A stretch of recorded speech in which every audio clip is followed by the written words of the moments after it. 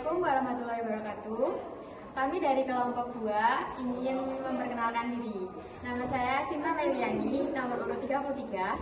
Nama saya Hanindra Ernasifa, nomor urut 10. Nama saya Lutfia Jadatul Mufida, nomor urut 13. Nama saya Ananda Nazifa Jasmine Sugiarto, nomor urut 3.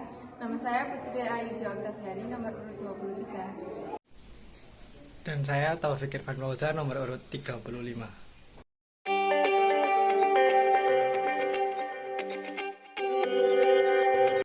Perkeretaapian di Indonesia itu adalah warisan Belanda.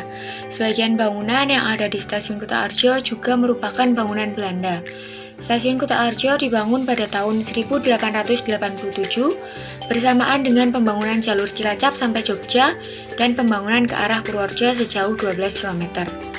Tujuan alat transportasi ada dua, yaitu perpindahan orang dan perpindahan barang. Perusahaan Belanda datang ke Indonesia untuk memperlancar perpindahan logistik, terutama rempah-rempah dan perpindahan tentara atau pasukan mereka. Indonesia merdeka pada tahun 1945. Di saat itu juga perkeretaapian menjadi hak kita. Jadi, lahirnya kereta api di Indonesia adalah pada 28 September 1945. Teknologi yang digunakan sekarang sudah mengikuti zaman. Kalau dulu masih mekanik dan pengoperasiannya juga masih menggunakan sumber daya manusia. Namun untuk sekarang sudah menggunakan elektrik dan komputerisasi. Jadi untuk pengoperasian kereta api sekarang sudah mengikuti perkembangan zaman yang terupdate. Di Kutoarjo tetap akan dioperasikan setempat melalui petugas pengoperasiannya karena di sini juga banyak aktivitas pemberangkatan kereta api, aktivitas ganti rangkaian, dan memang harus fokus ke tempat. Dulu masih menggunakan loko uap, kemudian berkembang ke loko diesel, dan sekarang sudah ke elektrik. Jadi, untuk pengoperasiannya semua menggunakan komputerisasi.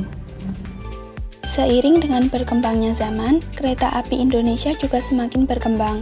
Perkembangan kereta api mengikuti tuntutan masyarakat sebagai salah satu moda transportasi darat.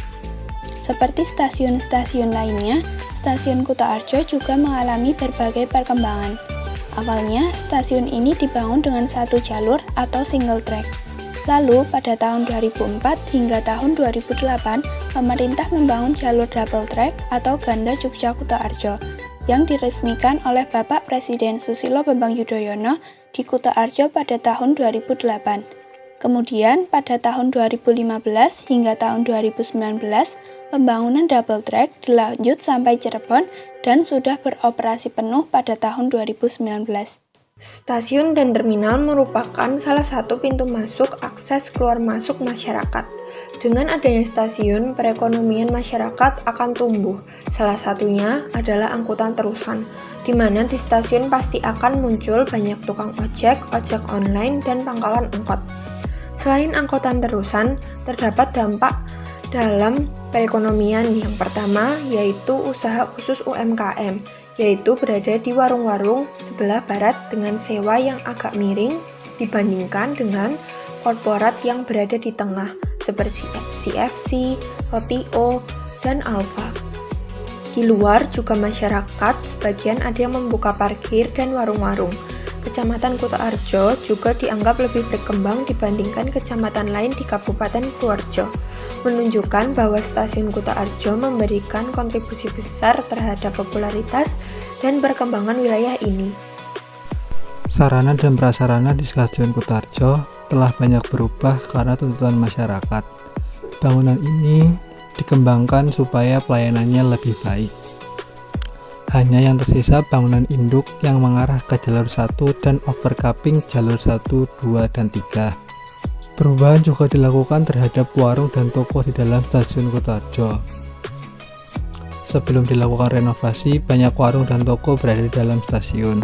Setelah renovasi, warung dan toko tersebut dipindahkan di luar stasiun.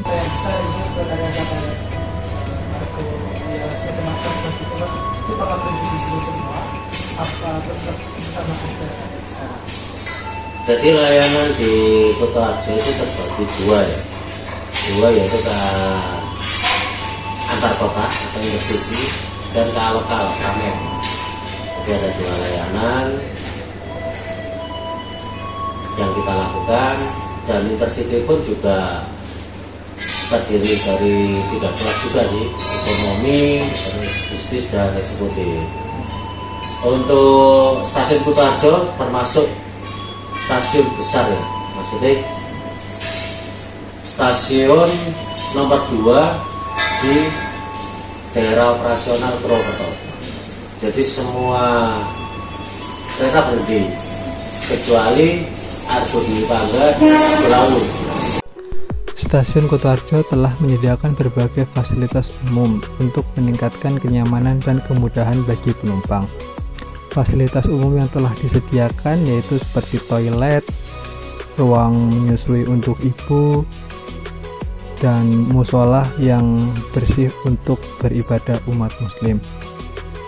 Sekian video dari kelompok kami, terima kasih sudah menonton video ini.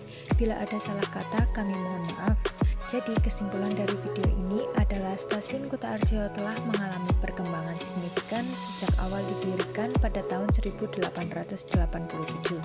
Awalnya stasiun ini melayani jalur kereta api dengan fasilitas yang sederhana.